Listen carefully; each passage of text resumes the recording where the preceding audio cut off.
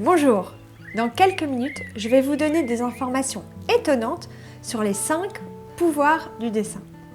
Et on verra tout ce que ça peut apporter à nos enfants. Mais avant de commencer, j'aimerais vous poser quelques questions. Connaissez-vous des enfants qui passent un temps fou devant leur écran? Connaissez-vous des parents qui ont du mal à trouver le temps pour partager une activité avec leur enfant? Et est-ce que vous pensez que les enfants autour de vous utilisent ou développent suffisamment leur créativité?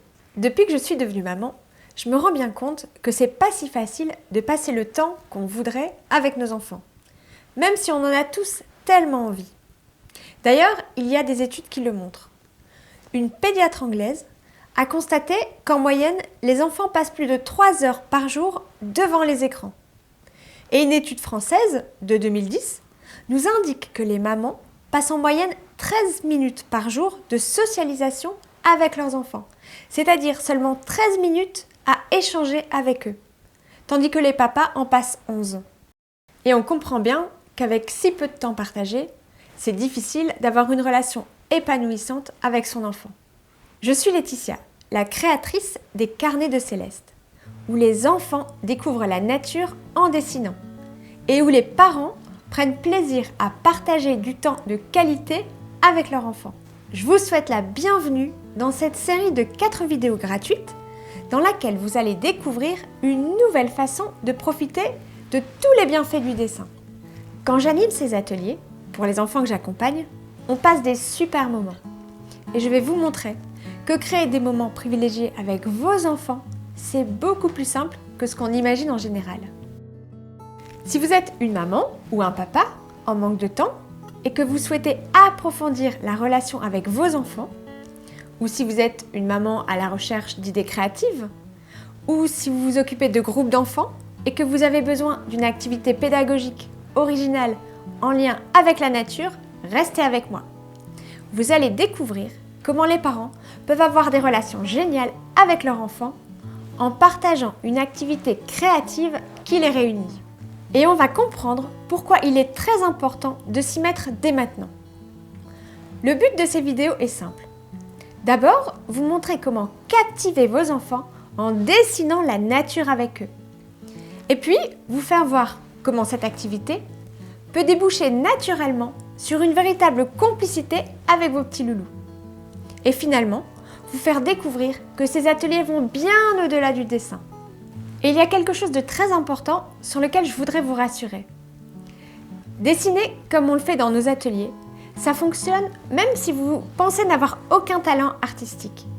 Ça fonctionne aussi si vous n'avez pas beaucoup de temps ou si vos enfants n'ont pas tous le même âge. Ce qui est important, c'est de s'y mettre, c'est tout. Il n'est donc pas du tout nécessaire de savoir bien dessiner pour accompagner votre enfant dans mes ateliers. Vous serez sans doute d'accord pour dire que développer la créativité de nos enfants, c'est pas si simple. Ben oui, on n'a pas grandi dans un monde où la créativité était valorisée. Et à l'école, aujourd'hui encore, on est plutôt axé sur d'autres compétences. On insiste sur des matières dites plus importantes, comme les maths ou le français. Mais on a peu d'activités pour stimuler ou développer la créativité. En fait, je suis convaincue qu'aujourd'hui, utiliser et développer sa créativité, c'est la clé qui va faire toute la différence. Grâce à la créativité, nos enfants pourront s'adapter quelles que soient les circonstances. Et vous verrez dans les vidéos que développer sa créativité, ça peut commencer avec des choses toutes simples. Et un des moyens les plus simples, c'est le dessin. Le dessin, c'est une façon naturelle pour l'enfant de s'exprimer. C'est une source inépuisable d'expression personnelle et à tout âge. Dessiner, ça fait vraiment du bien aux enfants. Pendant les 3 dernières années, j'ai eu l'occasion de beaucoup observer les enfants dessiner. Et c'était très intéressant pour moi de constater qu'à chaque fois qu'ils dessinent, il se passe quelque chose de positif pour l'enfant. En fait, j'ai repéré 5 bienfaits principaux qui se reproduisent régulièrement. Je les ai appelés les 5 pouvoirs du dessin. Et ce qui est bien, c'est que dès que les enfants se mettent à dessiner, ces pouvoirs entrent en action et apportent de multiples bienfaits à nos enfants. Comme je vous le disais au début de la vidéo, quand je suis devenue maman, je me suis rendu compte que j'avais pas autant de temps que j'aurais imaginé à passer avec ma fille. Quand je rentrais du boulot, c'était comme tout le monde. Fallait ranger les courses, penser au repas, sortir le linge. Et puis c'était comme ça tous les jours. Du coup, je me suis dit que les peu de moments libres que j'avais avec elle, je voulais que ce soit de vrais bons moments. Et qu'on les utilise pour faire quelque chose qu'on aime bien toutes les deux. Ça pouvait être faire la cuisine, un jeu dans le jardin. Et une des choses qu'on a toujours préférées, c'est dessiner ensemble. C'est facile, c'est apaisant, il n'y a pas besoin de beaucoup de matériel ou de beaucoup de temps. Et souvent, on a des dessins sympas et qui nous font plaisir. C'est pour ça qu'au début de mes ateliers, quand je me suis aperçue qu'il y avait beaucoup d'enfants qui étaient convaincus de ne pas savoir dessiner, je trouvais ça dommage. Tout le monde est capable de dessiner. Souvent, il manque juste un petit coup de pouce et un peu d'encouragement pour se lancer. Alors, pourquoi est-ce que j'ai fait cette série de vidéos ? Eh bien, depuis plus de 3 ans, j'ai mis au point et j'anime de nombreux ateliers créatifs pour les enfants et aussi pour leurs parents. J'ai réalisé plusieurs carnets de dessin pour apprendre aux enfants à découvrir la nature avec de simples crayons. Et ça plaît. Ma chaîne YouTube pour les enfants dépasse les 500 000 vues et touche des enfants dans tous les pays francophones. Et quand je vois tout ce que ça apporte aux enfants, ça me donne envie de vous en parler. Et ne croyez pas que j'étais spécialement prédisposée ou que j'avais plein de temps libre. Il y a quelques années encore, je ne me serais jamais imaginé faire tout ça. Je m'inquiétais surtout de ne pas pouvoir offrir ce qui me paraissait de mieux pour ma fille. Je voulais un bel environnement à la maison, une école où elle puisse s'épanouir. Et puis comme je travaillais beaucoup, les peu de moments disponibles que j'avais pour elle, je voulais surtout pas les laisser passer. Et c'est là que j'ai commencé à chercher des idées pour nous créer ces super moments. Je suis allée à des dizaines de rencontres, des conférences, j'ai beaucoup lu et j'ai découvert des initiatives extraordinaires dans plein de domaines différents. Et ça m'a vraiment inspirée. Et c'est tout ça qui m'a montré que c'était possible de créer nos propres activités. J'ai commencé par chercher des choses qui nous reliaient, elle et moi, et qui nous plaisaient donc à toutes les deux.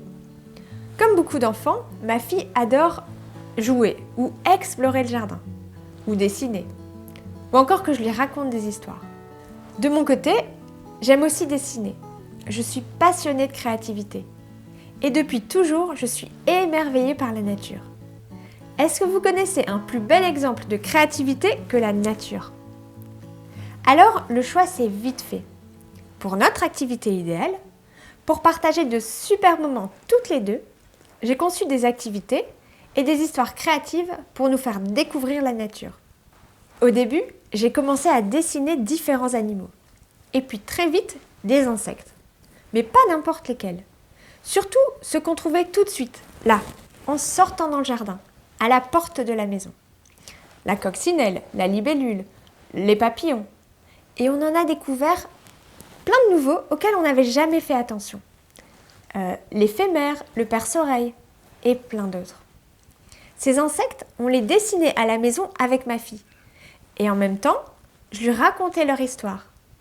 D'où ils venaient, comment ils grandissaient, et plein d'anecdotes à leur sujet. Et ce qui m'a bluffée, c'est quand c'est passé du dessin à la réalité. Et quand je l'ai vue retrouver par elle-même tous ces insectes dans le jardin. Alors je me suis dit que ce serait génial si tous les enfants pouvaient découvrir la nature aussi facilement. C'est pour ça que j'ai commencé à créer des fiches de dessin et des vidéos. Je les ai testées avec les enfants de mon entourage, j'ai fait des petits ateliers à la maison et les retours étaient tellement encourageants que j'ai eu envie de continuer l'aventure. Donc, dans cette série de 4 vidéos, vous allez voir la méthode précise mais simple qu'on utilise dans nos ateliers pour passer de super moments créatifs avec nos enfants. Réaliser ce projet, ça m'a permis de voir tous les enfants que j'accompagne s'émerveiller. Et c'est exactement ce que je souhaite pour vous. Et donc maintenant, on va découvrir quels sont les 5 pouvoirs du dessin. Ça va nous montrer que le dessin a de vrais bienfaits pour les enfants et que c'est pas juste un truc pour passer le temps en attendant de devenir grand. Alors, je vais vous raconter quelques histoires.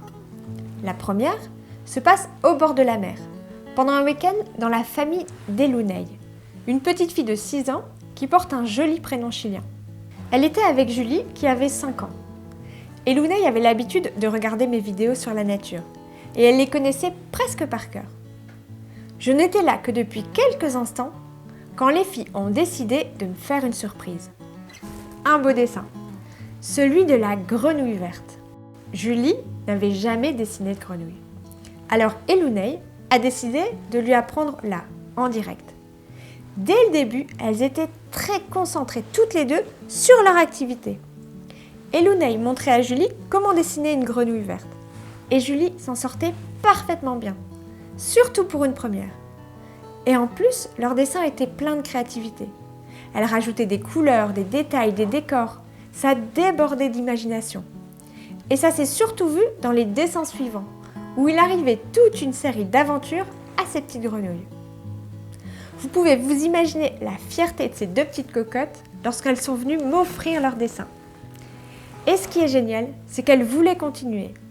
Et elles ont passé toute une partie de l'après-midi à deux à dessiner avec mes carnets de dessin, pendant que je papotais avec leur maman. La deuxième histoire se passe pendant un de mes ateliers l'été dernier. J'étais avec un petit groupe d'enfants et on allait commencer à dessiner une forêt.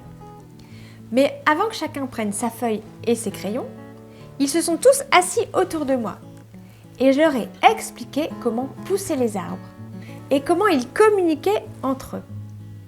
Et là, comme dans chacune de mes vidéos, j'ai commencé à dessiner et à expliquer en même temps.